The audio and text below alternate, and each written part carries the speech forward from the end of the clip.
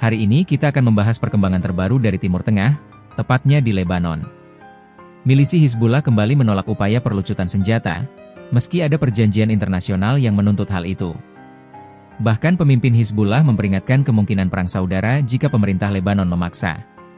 Apakah Lebanon benar-benar berada di ambang perang saudara baru? Mari kita bahas secara lengkap. Hizbullah adalah kelompok milisi Syiah yang beroperasi di Lebanon sejak tahun 1980-an. Didukung oleh Iran, Hizbullah dikenal memiliki kekuatan militer yang jauh melampaui tentara reguler Lebanon. Selama puluhan tahun, Hizbullah dituntut untuk meletakkan senjatanya, baik melalui resolusi Dewan Keamanan PBB maupun kesepakatan internasional. Namun, hingga kini kelompok ini menolak, dengan alasan senjata mereka adalah benteng pertahanan terhadap ancaman Israel. Pada November tahun lalu, sebuah perjanjian mediasi AS dan Prancis disetujui oleh Israel dan Lebanon. Isinya untuk mengakhiri serangan ke selatan Lebanon, sekaligus menegaskan perlucutan senjata di wilayah tersebut. Kabinet Lebanon bahkan kini sedang membahas rancangan undang-undang untuk menegakkan monopoli negara atas kepemilikan senjata. Targetnya, akhir tahun ini, semua senjata di bawah kendali militer negara. Namun Hizbullah menolak. Mereka menafsirkan bahwa seruan perlucutan hanya berlaku di selatan Lebanon. Pemimpin Hizbullah, Naim Qasim, mengeluarkan pernyataan tegas.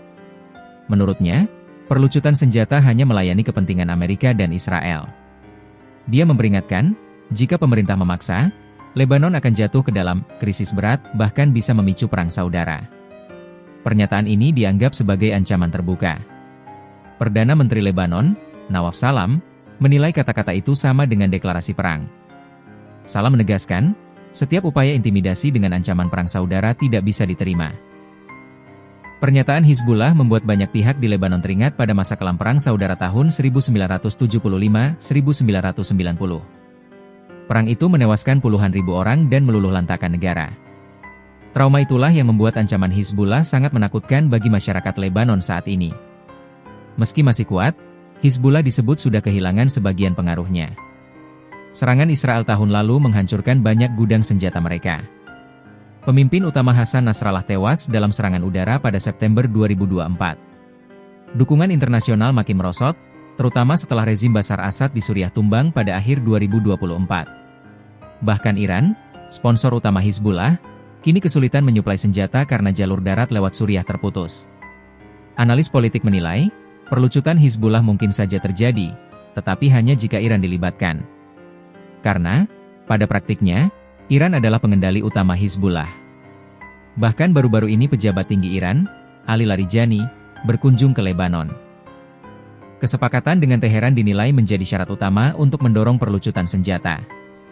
Contoh di negara lain, seperti IRA di Irlandia atau FARC di Kolombia, menunjukkan perlucutan milisi bukan hal mustahil tapi butuh proses panjang dan kompromi internasional. Pendapat warga Lebanon sendiri terbelah. Sebagian menolak perlucutan, karena menganggap Hizbullah masih dibutuhkan menghadapi agresi Israel. Sebagian lain menilai perlucutan penting, karena hanya dengan begitu Israel tidak punya alasan lagi untuk menyerang Lebanon. Ada juga yang berpendapat perlucutan senjata harus ditunda, karena negara sedang bangkrut dan hancur. Rekonstruksi dianggap lebih mendesak. Israel menegaskan operasi militernya terhadap Hizbullah adalah respon atas serangan roket dari Lebanon. Meski sudah ada gencatan senjata sejak November, Israel menuding Hizbullah masih terus menyerang wilayah mereka. Israel sendiri berkomitmen untuk menumpas Hizbullah sampai tuntas. Analis menilai solusi sejati adalah memperkuat negara Lebanon. Reformasi politik menuju sistem sekuler. Pemulihan kedaulatan fiskal agar tidak bergantung pada asing. Penguatan militer reguler, yang saat ini jauh lebih lemah dibanding Hizbullah. Karena itu, keberadaan pasukan PBB, UNIFIL, di Lebanon Selatan tetap sangat penting. Tentara Lebanon tidak mampu sendirian menghadapi ancaman di lapangan.